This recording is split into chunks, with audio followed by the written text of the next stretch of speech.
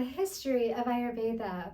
Ayurveda is the oldest system of medicine on our planet, dating back more than 5,000 years ago. It originated in ancient India and was preserved there really through oral tradition, as this information was passed down from generation to generation. We also have a number of ancient texts based in Ayurveda. So the Rig Veda, one of the oldest texts dating back 5,000 or 6,000 years ago, is where we see some of the origins of Ayurveda in the literature. Some of the more modern, I should say, ancient texts date back about 2,000 years ago. So in Ayurvedic schools in India to this day, they use three primary textbooks. They're called the Charak Samhita, the Sushruta Samhita, and the Ashtanga Hridayam. And these were written by three famous Ayurvedic physicians that created these volumes of work to start to record Ayurvedic knowledge and information. So we have translations of those books from Sanskrit into English that are available here in the USA, but they are the primary textbooks from 2,000 years ago that continue to be used in Ayurvedic training and in schools in India. When I talk about the history of Ayurveda, I think it's important to also give some context, because I know sometimes traditional medicines are seen as alternative forms of care. Ayurveda has been the predominant form of medicine in India, primary care, for centuries. So even though with the British invading India, we got Western medicine to come to India, developed Western hospitals, Western trained physicians there as well. But Ayurveda is still the predominant healthcare for that country, and is not considered an alternative. All right, so Ayurveda also has 8 branches of medicine, and this will help to give you some sense of just the scope and the breadth of Ayurveda. Here in the West, we think of it as wellness care or part of integrative health care, but the origins of Ayurveda and the scope of it with these 8 branches is really all encompassing. So one of the 8 branches in Ayurveda is surgery, and we actually see that the roots of surgery date back to the time of Sushruta, who was an Ayurvedic physician for a king.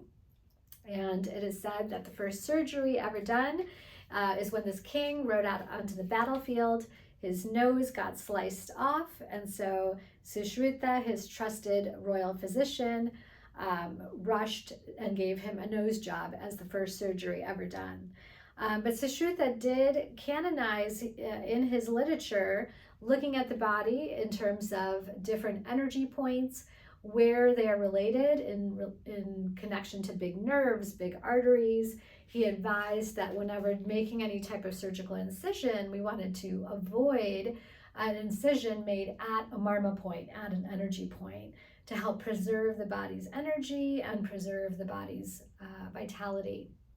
So surgery is one of those 8 branches of Ayurveda.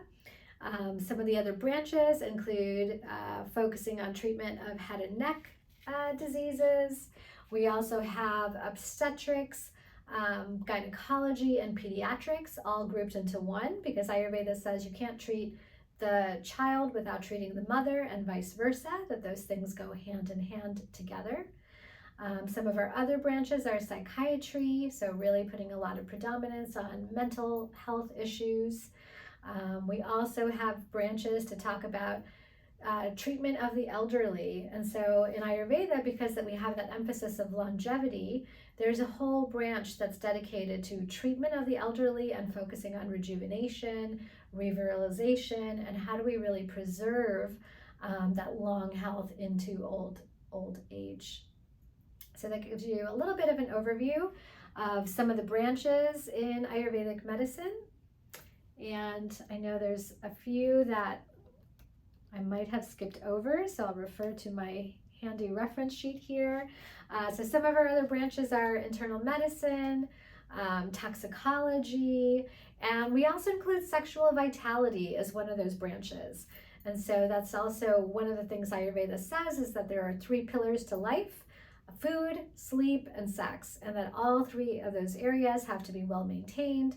Otherwise, it can lead to other types of imbalances. So this gives you a little overview of the history of Ayurveda in ancient India, how it has been preserved, how it has been passed down over the years. Ayurveda is one of the Vedic sciences, and so it is part of a family of 4 Vedic sciences in total. I'm sure you've all heard of yoga, which we consider one of our sister sciences for really how to create health in the body and the mind. We also have a sister science called Vastu or Vastu Shastra. It is similar to the Chinese system of feng shui, but it's all about how do we create health and harmony in the home or in the workplace with the arrangement of not just furniture, but how do we design structures, design buildings to maximize light, to maximize energy, which is a beautiful science.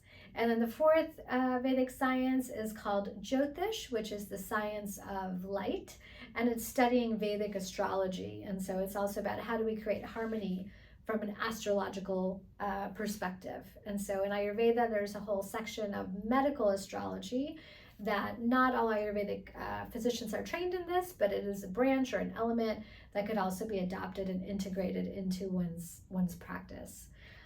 These days, Ayurvedic doctors are not necessarily well versed in all 4 of those Vedic sciences, but here in the West, at least, I see a lot of Ayurvedic practitioners who are also trained in yoga and combine yoga therapy into their Ayurvedic practices.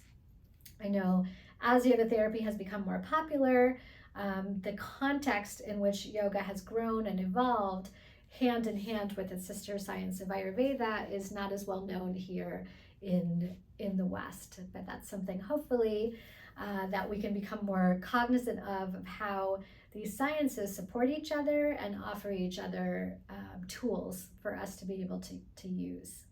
So that's a very short, brief history about Ayurveda.